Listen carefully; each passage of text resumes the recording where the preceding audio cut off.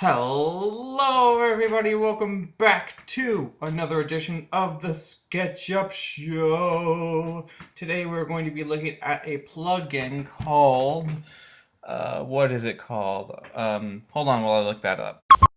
Alright, the name of this plugin is called ENE fake space Railroad. I'm using version 1.6, I believe, and it works great on SketchUp 2013. Unfortunately, it does not work on SketchUp 8 like I was kind of hoping for, because that's on my other computer, and I like to spend my time on that computer sometimes because, Windows can control more things than Mac can.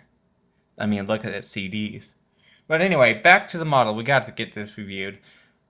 The most important, well, not important unless you are like a big fan of trains, which I am. For those who are like die-hard fans of trains, this plugin's for you. And it deserves 5 stars. And you never, ever, ever, ever, ever, ever, did I say ever? Yes, ever get 5 stars from me, like ever. Very rarely do you get to see a 5 stars from me. Basically, in a nutshell, this little plugin, you can control trains, make track.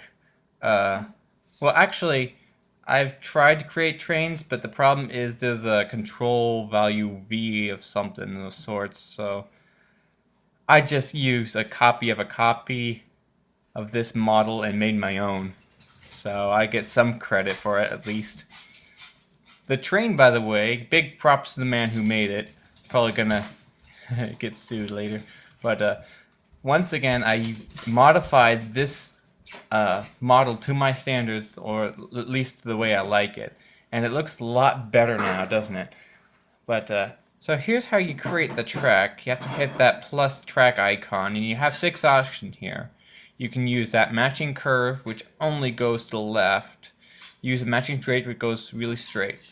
So all you have to do is place this anywhere in the model, and it goes from the track up, so you can use that for really straight models and not bendy ones, because SketchUp does that, So you use a common straight ground for straight models, like some people do. Or you can create your terrain first and then create the track. Here's how you piece it together. You create one track after another. Basically, it's like placing track upon track. If you ever played Lionel 3D Train Town, you'll know what I'm talking about. To switch track, all you have to do is select the track you're switching, and then select the track you want to switch to, and use that option to stretch or bend the track.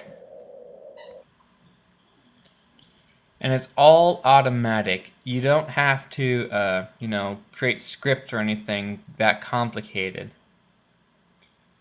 So, and it's very, very laggy for my Mac Pro. Well, not very laggy to run it, just very laggy in general for all that track pieces. So try to use as least track pieces as possible, and I lost it. So, if you want to create your own layouts, create the terrain first. That's my suggestion.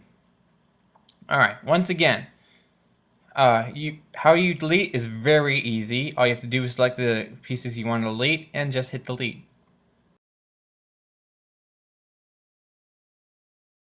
Now, as I always edit all models and make them to what I like it, I made many tracks, many cars, many stock files. I even made a little traffic of cars over here that go over like a real train model here. So I made my own little traffic thing.